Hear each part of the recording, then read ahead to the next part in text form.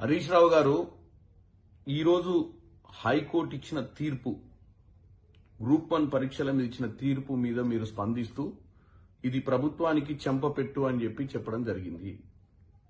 దీన్ని బట్టి చూస్తేనే మీ మానసిక పరిస్థితి అర్థమవుతుంది. నీళ్లు, నిధులు, నియామకాల నినాదంతో మనం తెచ్చుకున్న తెలంగాణలో మీ హయాంలో 10 సంవత్సరాలలో నియామకాల మీద చిత్తశుద్ధి లేని మీరు సంవత్సరానికి 2 లక్షల ఉద్యోగాలు ఇస్తామని చెప్పి క్యాలెండర్లు రిలీజ్ చేస్తామని 10 సంవత్సరాలలో డిఎస్సి పెట్టని పరిస్థితి, గ్రూప్ 4, గ్రూప్ 3, గ్రూప్ 2, గ్రూప్ 1 పరీక్షలు పెట్టని మీరు మీ హయాంలో పేపర్ లీక్లు అయ్యి పల్లీలు బఠానీల దుకాణాల కాడ పేపర్లు అమ్ముకున్నటువంటి దరిద్రపు పాలన చేసిన మీరు, అసలు పబ్లిక్ సర్వీస్ కమిషన్ అంటేనే దానికి ఉన్న రెప్యుటేషన్ ని ఖరాబ్ చేసిన మీరు ఈ రోజు తెలంగాణలో ఉన్నటువంటి ప్రభుత్వం గురించి మాట్లాడుతున్నారు.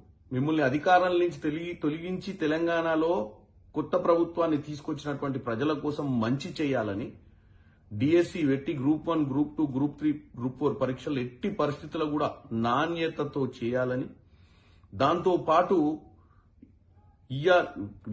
ఎక్కేటున్నటువంటి పోస్టులన్నింటినీ భర్తీ చేయాలనుకుంది కాంగ్రెస్ ప్రభుత్వం. ఇప్పుడు మీరు పరిష్కార మార్గాన్ని గురించి మాట్లాడాల్సింది పోయి రాజకీయం మాట్లాడుతుర్రు.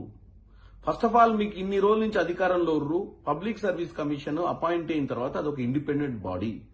ఈ రోజు హైకోర్టులో తీసుకున్నటువంటి నిర్ణయం ఏంది? హైకోర్టు వారు అక్కడ స్టూడెంట్స్ కొంతమంది రీవాల్యుయేషన్ అడుగుతుర్రు. రీవాల్యుయేషన్ ని చేయాల్సిందిగా హైకోర్టు కోరింది. ఒకవేళ రీవాల్యుయేషన్ చెయ్యని పరిస్థితి ఉంటే రీ ఎగ్జామ్ పెట్టాల్సిన అవసరం ఉంటుందని చెప్పింది. సో దీని మీద నిర్ణయం తీసుకుంటుంది ప్రభుత్వం.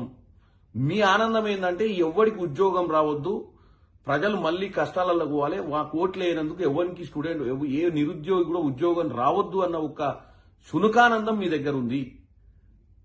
అంతే తప్ప ప్రజలకు మేము అధికారంలో లేకున్నా మాకు ఈ స్థాయి ఇచ్చిన 10 ఏళ్లు మమ్మల్ని అధికారంలో పెట్టినటువంటి ప్రజల కోసం మంచి చేయాలన్న ఆలోచన ఎక్కడ కనపడతలేదు హరీష్ రావు గారి దగ్గర. ఇవాళ పాపం ఆ తల్లిదండ్రులు ఆస్తులు అమ్ముకొని పిల్లల్ని తీసుకొచ్చి హైదరాబాద్ లో చదివించుకుంటారు. ఏం నీ ఆనందము? పరీక్షలు స్టే వచ్చిందని ఆనందమా? రీవాల్యుయేషన్ పెట్టిరని ఆనందమా? రీఎగ్జామినేషన్ పెట్టమని ఆనందమా? పాపం అక్కడ విద్యార్థులకు కొంతమందికి న్యాయం జరుగుతుందన్న ఆలోచన లేదు.